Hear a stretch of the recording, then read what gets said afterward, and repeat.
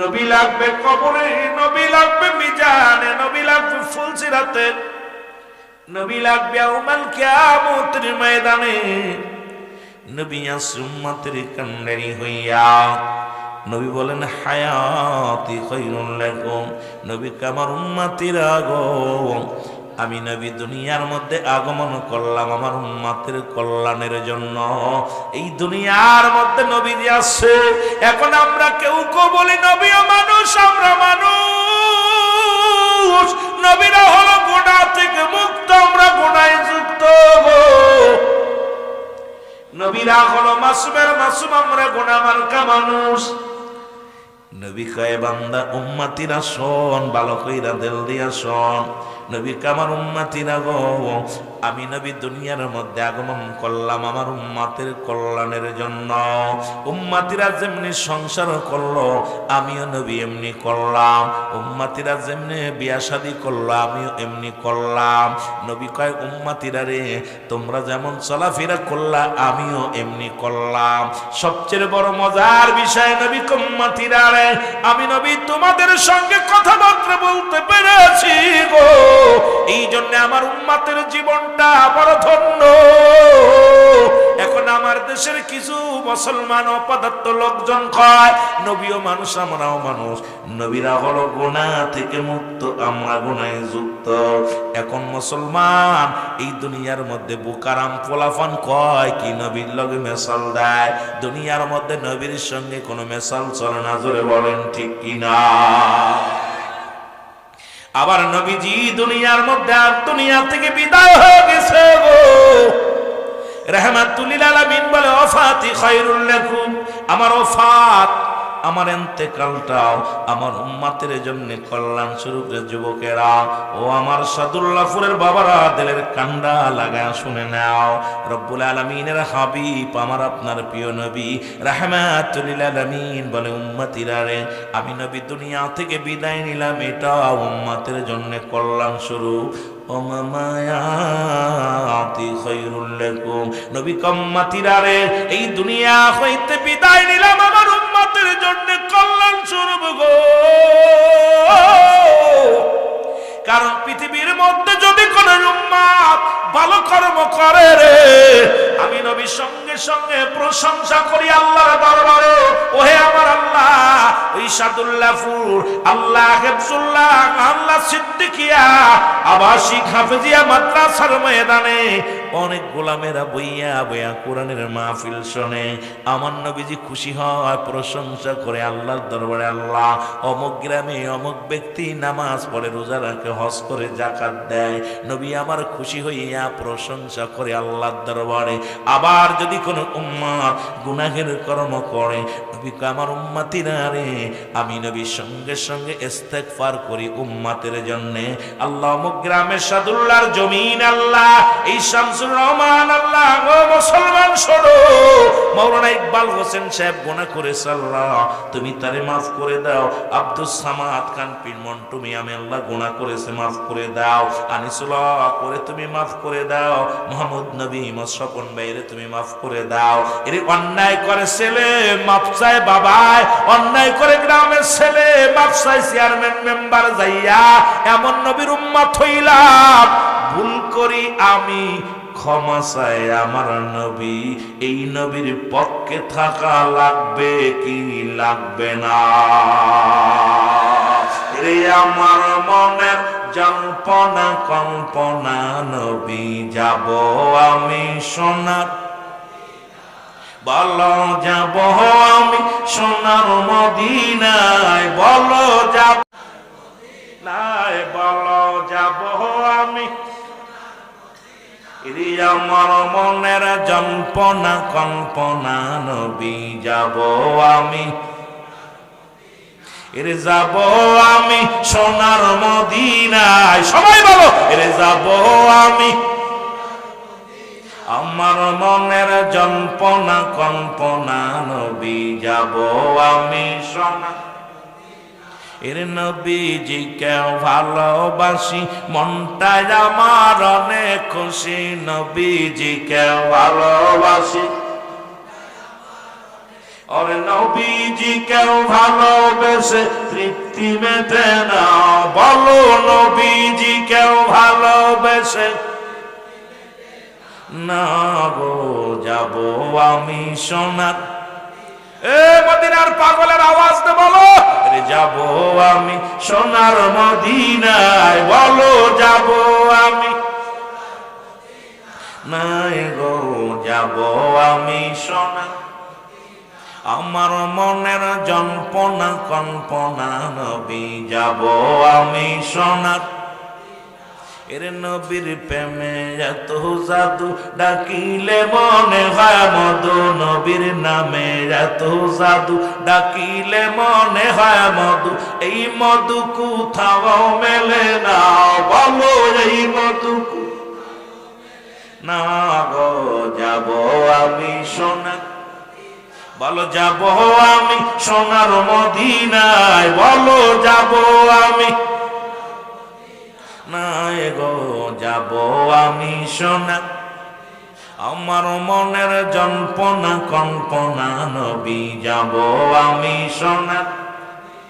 এই সাদুল্লাহপুর বাসীর শুধু চাওয়া নিদান কালে দিবেন দেখা, পাবনা বাসীর শুধু চাওয়া নিদান কালে দিবেন দেখা, দিবেন দেখা মাহফিলের ওসিলায়, বলো দিবেন দেখা মাহফিলের ওসিলায়, গো যাব আমি বলো যাব আমি সোনার মদিনায়, বলো যাব আমি, এরে আমার মনের জল্পনা কল্পনা নবী যাব আমি। এই দুনিয়ার মুসলমান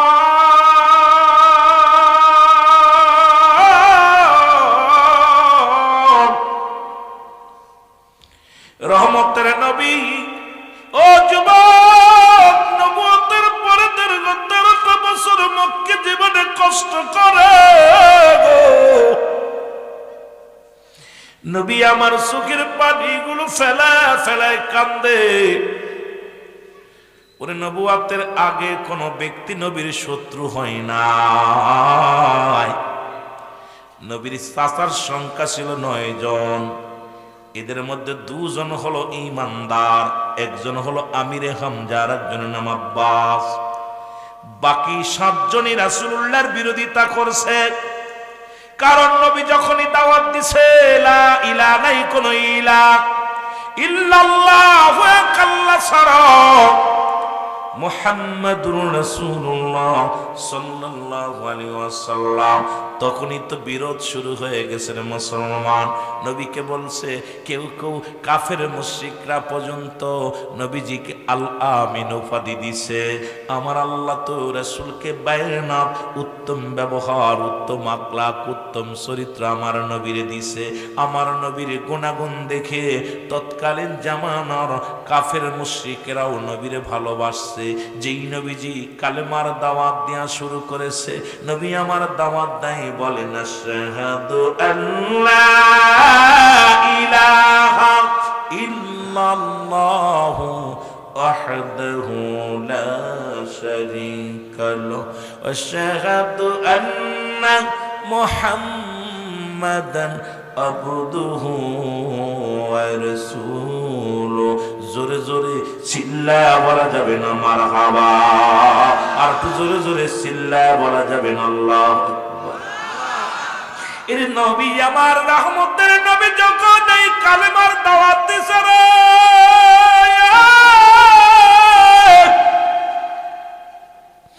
ওরে নবীর ফুফুর সংখ্যা ছিল 6 জন, 2 জন ঈমান আনছে, একজনের নাম হযরত সুফিয়া আর একজনের নাম হযরত তুমুল। এরা মুসলমান 4 জন নবীর বিরোধিতা করেছে। ওই 4 জনে মুসলমান 9 জনের 7 জনই রাসূলুল্লাহর সঙ্গে বিরোধিতা করেছে। আমার নবী চোখের পানি ফেলে কান্দে, রব্বে কারীম এই দুনিয়ার মধ্যে তুমি আমাকে শক্তি দাও, আর সইবার মতো শক্তি দাও, আমি যেন তোমারে না ভুলে যাই। হাজারো কষ্ট যদি দেয় কাফের বেঈমানেরা নবী, আল্লাহ আল্লাহ আল্লাহ, আমি যেন আমার উম্মতের মধ্যে কালেমার দাওয়াত দিতে পারি। এই দাওয়াত দিতে দিতে যেন আমি জীবনের শেষ নিঃশ্বাস ত্যাগ করতে পারি। জোরে জোরে চিল্লায়া বলা যাবে না আমার আওয়াজ। রহমতের নবী মক্কা নগরে কালেমার দাওয়াত দেয়া রে, রহমতের নবী কামলিওয়ালা নবী, কাফেরদের নির্যাতন, কাফেরদের লাঞ্ছনা আমার আল্লাহ সইতে পারে নাই। আল্লাহ কয় জিবরিল যাও যাও, আমার হাবিবকে হিজরতের হুকুম দিয়ে দাও, কারণ মক্কা নগরের মানুষদের দিলে মায়া কম। ওই মক্কার মানুষেরা আমার নবীরে চিনতে পারে নাই, মক্কার মানুষেরা আমার নবীরে হারাইল। এরে আমি আমার নবীরে পাঠাইলাম মক্কা নগরে, যাও যাও, মদিনার আবহাওয়া ভালো, মদিনার অনুকূল আবহাওয়া সুন্দর, মদিনার মানুষগুলো অপেক্ষা আছে কালেমা পড়ার জন্যে, মদিনার মানুষগুলো রাসূলের দিকে তাকায় আছে, আমার নবী আইব, আমার নবীর হাতে হাত রেখে কালেমার মালা পরব। আরে রাহমাতুল লিল আলামিন আব্দুল্লাহর বেটা মুহাম্মদকে পাইয়া মদিনার ছোট মাসুম বাচ্চাগুলো খুশি হইব। যাও জিবরিল যাও, আমার হাবিবরে বলে দাও, ওই মক্কার এই যন্ত্রণা কাফেরেরা দেয়, আমি নবী আমি আল্লাহ সইতে পারি না, আমার হাবিবের কষ্ট দেখে আমি ধৈর্য ধরতে পারি না। যাও যাও যাও, আমার হাবিবরে বলো সেজন্য রাতের আধারে চলে যায় মদিনায়। জোরে জোরে চিল্লায়া বলা যাবে না মারহাবা। জিবরিল আমিন আসিয়া ডাকতে বলে, নবী আসসালামু আলাইকুম ইয়া রাসূলুল্লাহ, আসসালামু আলাইকুম ইয়া হাবিবাল্লাহ। নবী কয় আলাইকুম আসসালাম। জিবরিল কি সংবাদ নিয়ে আইছো বলো। আমার নবীরে ডাক দিয়ে কয় জিবরিল আমিন ইয়া রাসূলুল্লাহ ইয়া হাবিবাল্লাহ, মদিনার মানুষেরা পথে অপেক্ষায় আছে আপনার কালেমা নেওয়ার দেওয়ার জন্য। ইয়া রাসূলুল্লাহ, দিন নেওয়ার জন্য, দ্বীনের দাওয়াত নেওয়ার জন্য মদিনার বালকেরা রাস্তায়, মদিনার নারীরা রাস্তায়, মদিনার ছোট আবাল বৃদ্ধ সবাই অপেক্ষা আছে। ইয়া রাসূলুল্লাহ ইয়া হাবিবাল্লাহ, এই মক্কার জমিনে আপনি আর কষ্ট করেন না। যেদিন ওই মদিনা ইসলামের পতাকা যেদিন পতপত করে উঠবে, ইয়া রাসূলুল্লাহ ইয়া হাবিবাল্লাহ, ওই দিন আপনি জন্মভূমিতে আবার ফিরে আসবেন কালেমার দাওয়াত নিয়ে। আমার নবী ডাক দিয়ে বলে, জিবরিল রে, এই জমিনে আমার মায়ের জমিন রে, এই জমিন আমার বাবার জমিন,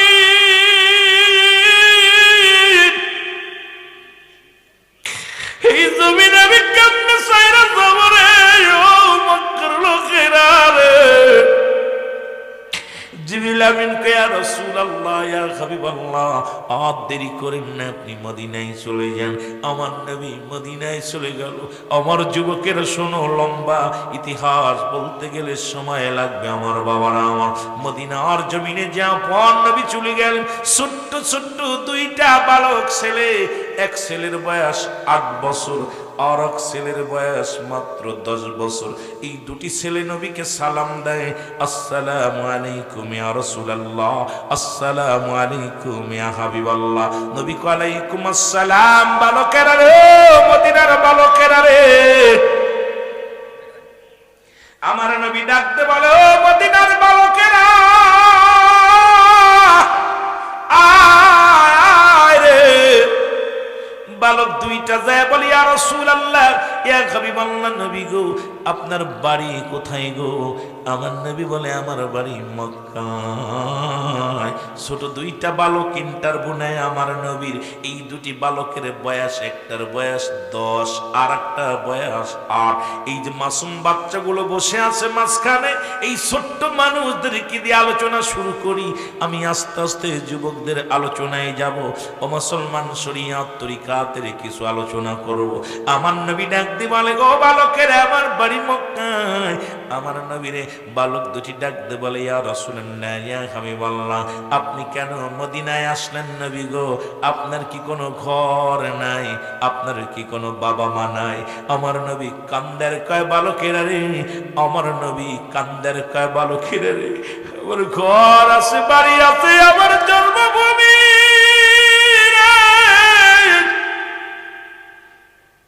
রহমতের নবী ডাকতে বলে, বালকেরা রে, ও মদিনার বালকেরা শোনো,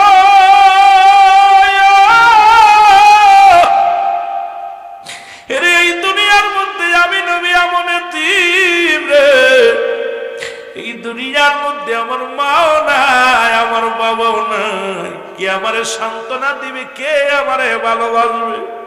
কে আমারে মায়া করবে রে? ও মদিনার বালকেরা রে, আমার দুনিয়ার মধ্যে মাও নাই, বাবাও নেই। এই দুনিয়ার মধ্যে মা হারা, বাবা হারা, আমি এক এতিম বালক। বালক দুটি ডাকতে বলে, ইয়া রাসূলুল্লাহ, ইয়া হাবিবাল্লাহ, আপনি কেন মক্কা থেকে মদিনায় আসলেন? নবী কয়, বালকেরা রে, মদিনার মানুষেরা এদের মাঝে ইসলাম প্রচারের জন্য, আমি কালেমার দাওয়াত দেওয়ার জন্য মক্কা থেকে মদিনায় আসি আমার রব্বে কারিমের হুকুমেরে। ও বালকেরা, বালক দুটি বলে, ইয়া রাসূলুল্লাহ, মক্কায় কি কোনো মানুষ নাই? মক্কায় কি কালেমার দাওয়াত দেওয়ার মতো কোনো লোক নাই? নবী কয়, আছে। আমার নবী কয়, ওরা যন্ত্রণা দিছে, আমারে কষ্ট দিছে রে, আমি নবীর অনেক যন্ত্রণা দিছে, আমি নবীর অনেক কষ্ট দিছে। বালক দুটি ডাকতে বলে, ইয়া রাসূলুল্লাহ, ইয়া হাবিবাল্লাহ, এই দুনিয়ায় সবচাইতে মক্কা নগরে আপনাকে কে কষ্ট দিছে নবী গো? একবার বলেন গো নবী, কে আপনার এত কষ্ট দিছে? আমার নবী চোখের পানিগুলো ফেলে বলে, বালকেরা রে, ওই মক্কার মধ্যে সবচেয়ে দুষ্ট আবু জেলে আমারে কষ্ট দিয়েছে। আমার নবীর পাগলেরা রে, বালক দুটি 8 বছর 10 বছরের যুবক বালক দুটি ডাকতে বলে, ইয়া রাসূলুল্লাহ, ইয়া হাবিবাল্লাহ, আবু জেল আপনারে কষ্ট দিছে, আপনার মা নাই, আপনার বাবা নাই, তারপরে এত কষ্ট দিছে রে।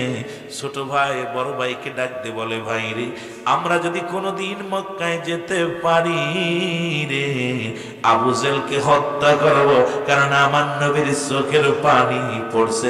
জোরে জোরে চিল্লায় বলা যাবে না মারহাবা। বালক দুইটা নবীর ইন্টারভিউ নিতেছে। দুইটা বালক 8 বছর আর 10 বছর। কয় বছর? এই জন্য বলেন, কয় বছর? 8 বছর আর 10 বছরের বালক দুইটা। রাসূল সব কথা বলছে, বলার পর নবীজি মক্কা থেকে মদিনায় কালেমার দাওয়াত দেওয়া শুরু করলো। লা ইলাহা, নাই কোনো ইলা ইল্লাল্লাহু, এক আল্লাহ ছাড়া, মুহাম্মাদুর রাসূলুল্লাহ সাল্লাল্লাহু আলাইহি ওয়াসাল্লাম। জোরে বলেন না মারহাবা। নবীজির অপরাধ কি? আল্লাহ ছাড়া কোনো মাবুদ নাই, আল্লাহর প্রেরিত রাসূল আমি নবী রাহমাতাল লিল আলামিন। এটাই আমার নবীর অপরাধ। আমার যুবক বাবারা খুব খেয়াল, আমি যুবকদের বিষয়ে কথা বলবো, একটু খালি বালকদের বিষয়ে। আমি দেখছি ছোট ছোট মাসুম বাচ্চাগুলো ভিতরে বয়া বয়া আছে, আহারে পাশে দাঁড়ায় আছে, মাসুম বাচ্চাগুলো ভিতরে বসে আছে। আল্লাহ, এই 8-10 বছরের পোলাফান বয়া আছে, ওদেরকে দিয়ে আওয়াজ শুরু করলাম, বাকিটা দেখা যাক কোন দিকে যাওয়া যায়। আমার নবী রাহমাতুল লিল আলামিন ডাকতে বলে, বালকেরা গো, রহমতের নবী ডাকতে বলে, বালকেরা রে, তোমার কি জগতের মধ্যে মা বাবা বেশি নাই? বালক দুইটা বলে, ইয়া রাসূলুল্লাহ, ইয়া হাবিবাল্লাহ, এই দুঃখিনী আপনার মতো দুঃখী এই দুনিয়ার মধ্যে আমরা বালকের আব্বা মা দুনিয়ার মধ্যে বেশি নাই। জোরে জোরে চিল্লায় বলা যাবে না মারহাবা। এর মা যার ভবে নাই, তার মতো দুঃখী নাই, মা যার বেঁচে নাই। আরো যদি বলে মা যার বেঁচে নাই তার মতো দুঃখী নাই, এমন মাকে তোমরা কষ্ট দিও না। সইবে না, সইবে না রে আল্লাহ তাআলা, সইবে না, সইবে না রে আল্লাহ তাআলা। বাবা যার বেঁচে নাই তার মতো দুঃখী নাই, বাবা যার বেঁচে নাই সইবে না, সইবে না রে আল্লাহ তাআলা, এমন মারে তোমরা কষ্ট দিও না, এমন বাবারে তোমরা কষ্ট দিও না। বলো এমন মারে তোমরা কষ্ট। মায়ে হস্ত তুলে করতো দোয়া, কবুল করতো আল্লাহ তাআলা। মায়ে হস্ত তুলে করতো দোয়া, কবুল করতো আল্লাহ তাআলা।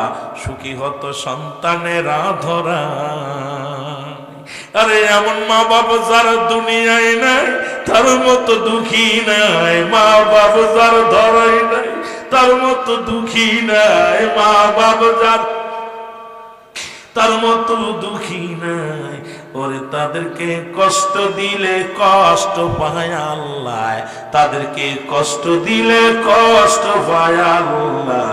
এমন দরদি ভবে কেউ নাই, এমন দরদি ভবে কেহ কেহ নাই। জোরে বলো মারহাবা। মায়ের 10 মাস 10 দিন ধরে রাখিল যার উতরে, কোনদিন একটু জ্বালা কষ্ট পায় না। সকল কষ্ট মুখ বুঝিয়া শৈল শুধু তোমার লাইগা, সকল কষ্ট মুখ বুঝিয়া শৈল শুধু তোমার লাইগা। এমন মাকে তোমরা কষ্ট দিও না, এমন মাকে তোমরা কষ্ট দিও না। কষ্ট দিলে সইবে না আল্লাহ তাআলা, কষ্ট দিলে সই না আল্লাহ তাআলা। জোরে জোরে বলো মারহাবা। আর একটু জোরে জোরে চিল্লায় বলো আল্লাহু আকবার।